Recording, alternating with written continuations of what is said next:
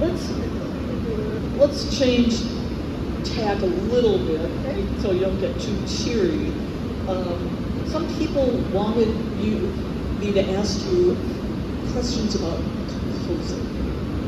I'm wondering, what was the first tune that you wrote in Sacred Heart style?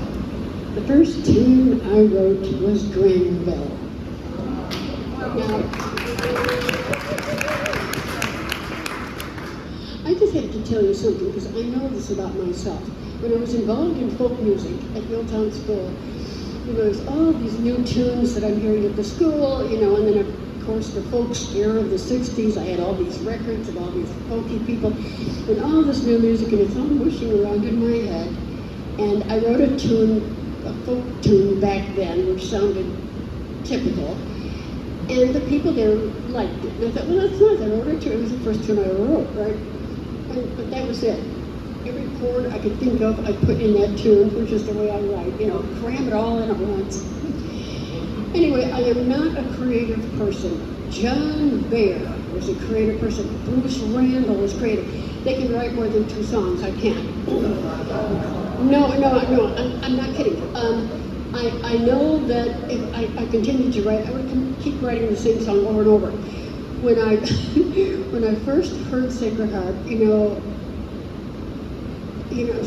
hundreds of tunes we've been singing for a couple of years, and it's all 100 different tunes are all morphing into each other in my mind, and I can't keep them straight.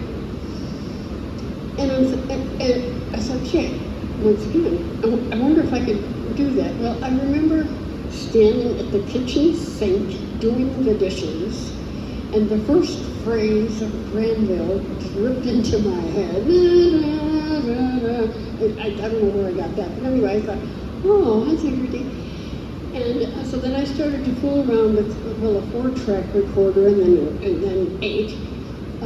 Starting in the mid-'80s, and I played with those toys forever. I had a lot of fun with them. And of course, Ted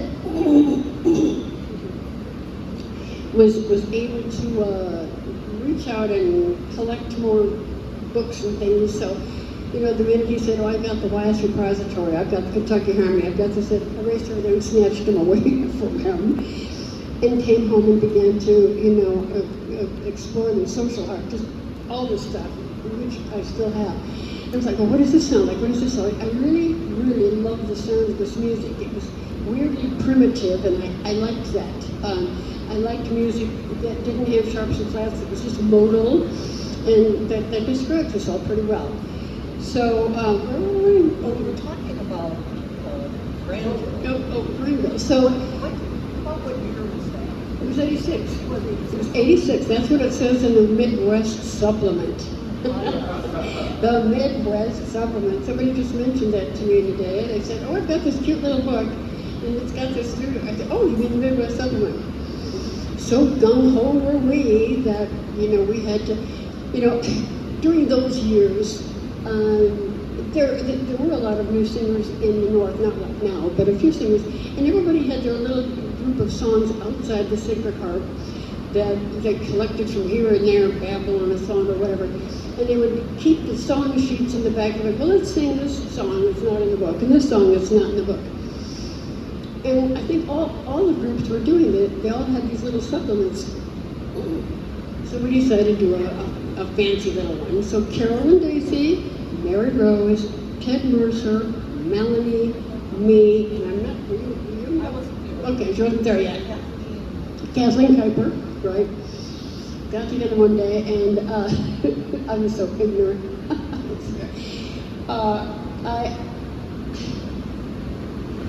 Anyway, we all chose each of us chose 5 songs from these other sources. And said, okay, these are the ones we like. And we wrote them all down, and we put them into this little booklet. And Melanie drew this lovely little border, which comprised aspects from 2 of the songs. The Pickled Hearts is from the Legacy song that Abe Lincoln sang to his girlfriend. The Pickled Hearts, and also the little snakes, the little fellow worms. so she's got fellow worms through all the grape leaves. It's a lovely little border. And when she did a lot of, posters and things. There were some beautiful murals on the third floor of Ida Norris Hall. That kind of neoclassical stuff that they did 100 years ago in colleges. Well, because that was just the best room that we ever sang in when the group was big enough, and it was in those days. She copied some of those drawings and just used them for our posters.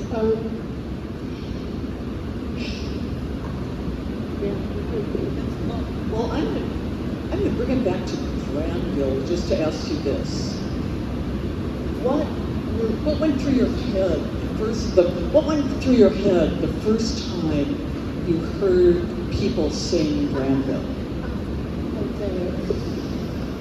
There is no one whose musicianship I am more in awe of than Ted Johnson's.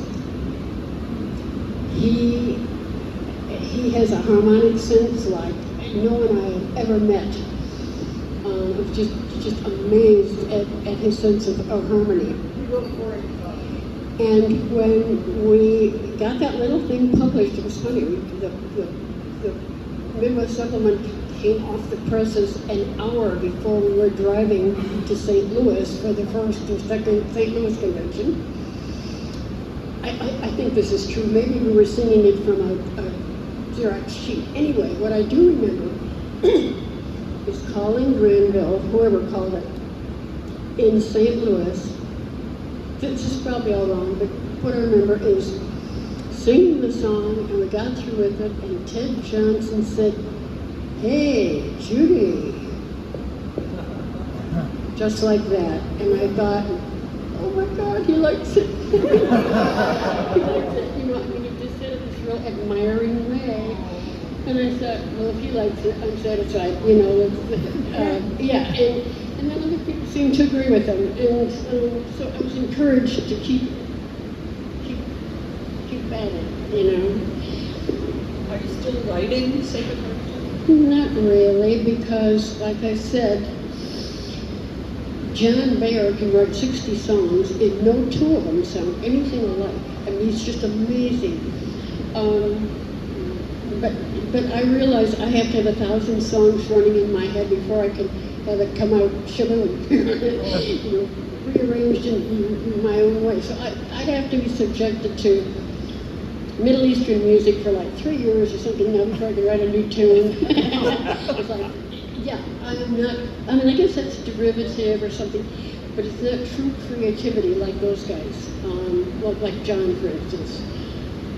We were communicating back and forth there during the 90s when he was doing a lot of composing. He'd send me songs and want me to harmonize them or just, look them over or whatever.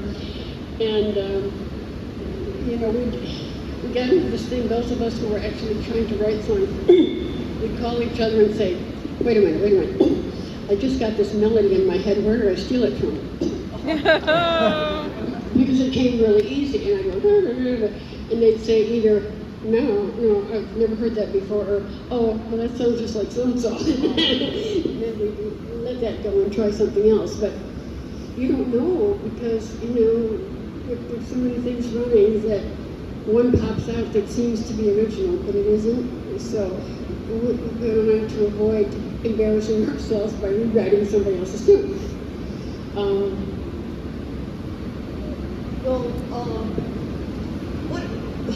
What are your fondest memories of Sacred Heart? Oh my God, no, I can't. Judy's saying there's way too many. Could you give us one? What's your second most fond?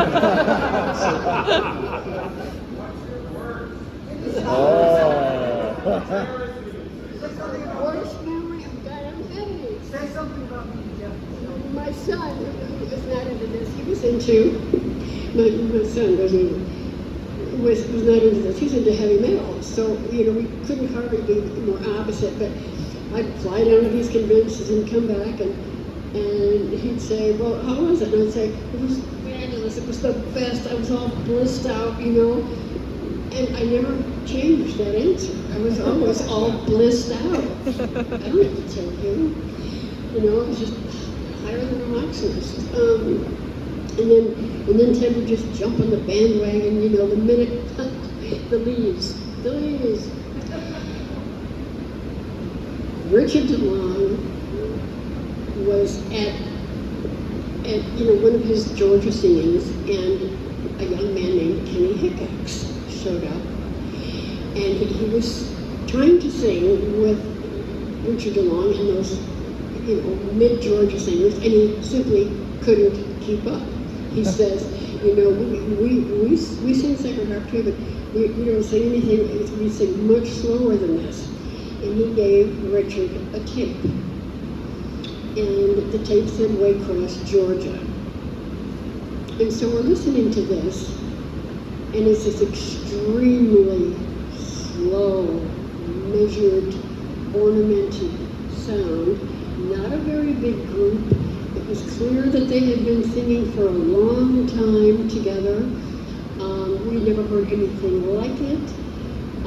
Then we learned that they were kind of exclusive and would not probably allow other people to come and sing with them. Well, we just hadn't bit our knuckles because we just, you know, we had to find out about these people. We did. We weren't the first ones, but Ted, the minute he learned they were even slightly available, he called David, and, you know, he invited them up to do a singing school in Chicago in 1996, immediately after we met them at the Alabama State. That's it. Oh, we're all going to be at the Alabama State. Well, then we'll be there too because we want to meet you, right? So we went down to Alabama State that year, and they did. They came up from, you know, Hoboken, Georgia. That Waycross, you know, we called them the Waycross Singers for years because we didn't really know where they were from. And the tape said Waycross. It had just been held there. Anyway, so they came up to Chicago, and a whole bunch of people from the Midwest showed up. And Washington State. Oh, in Washington State. Oh, yeah. I mean, all of it. Yeah. It was like people were fascinated with the lost tribe. Buell was so amazed. He and I had always talked about finding the lost tribe of singers someplace that nobody knew about. And he knew it would be in North Alabama, but instead it was in South Georgia. It's like amazed. So that was just a happening.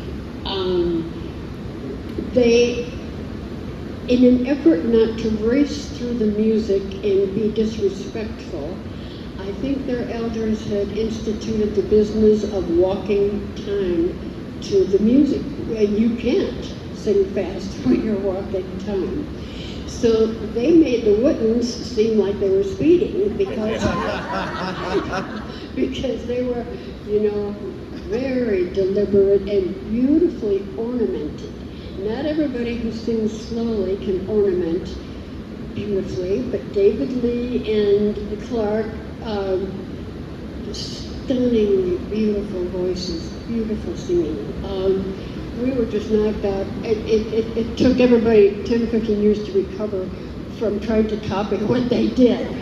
You know, and some people never have. They're just determined they're going to sing like that. But it is beautiful, and not all of us can do it. And so, when we first met them, I'll never forget this, it was at the Alabama State. And so David and them are just ecstatic. They also thought they were the only last Sacred Harp singers on earth because they had excluded everybody. You know, they didn't want to. They came across Buell Cobb's book, Sacred Harp, A Tradition and Its Music, and he said, we didn't even measure a blip on the screen. We weren't part of it at all. And here's these other people singing Sacred Harp. Well, they can't be any good. They can't be the real thing. We're the real thing. Anyway, so they decided to meet the others. And so we met at Alabama State. It was a big love fest again. And David said right afterwards, he said he was high, you know, he met all these people. This was great, right? Because they had been singing just in their own little community. And he said, you know, we're not going to do this anymore. We're not going to walk town anymore. We're going to sing like y'all. And I said, I said, we've been waiting for years to learn what you do and how you do it, and you're telling me you're going to toss it aside? I almost had a heart attack. We've been listening to that little Waycross tape and thinking, yeah, we want it. And he says, oh, we're going to throw that all away. I thought, no. Of course they didn't. They didn't. And they realized how much they loved it and how, what a treasured tradition it was for them. And they sort of drifted back into their own, you know, they picked up some fast tempos, certainly. But they didn't abandon the walking time and that slow business. And we went crazy, you know, trying to emulate them for years, and finally kind of got past that too and went back to our own tradition. But both of us were so much the richer for having had that contact. It was fabulous to learn that they had been singing in isolation since probably the 1850s or something, and keeping this tradition just the way they kept it. I knew when I heard that first tape that this was old and had been nurtured carefully for a long, long time. Anyway, yeah, I was really thrilled to meet them. We all were.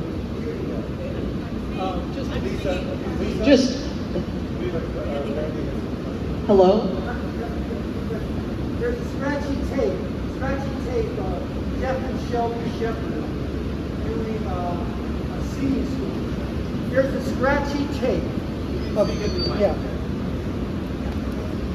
There's a scratchy tape of Jeff and Shelby Shepherd doing a shape note singing school here in Chicago. You want to tell us a little bit about Jeff and Shelby?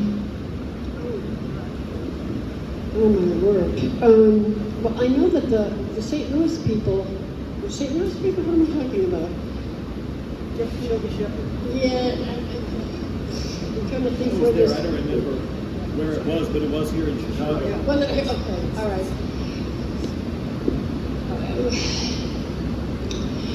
Jeff and Shelby were as active as Hugh McGraw was. They traveled. They came up north. They taught singing schools. They welcomed us into their homes. They welcomed us into their home, into their swimming pool. Just bent over backwards. And then they would caravan, you know, 20 Yankees, some forsaken little singing going out in the middle of no place, and tried to keep the caravan together because we had to wait to where we go. We did not have GPS. There was nothing out in the woods, just between Georgia and Alabama. Anyway, one time they ran a moving business.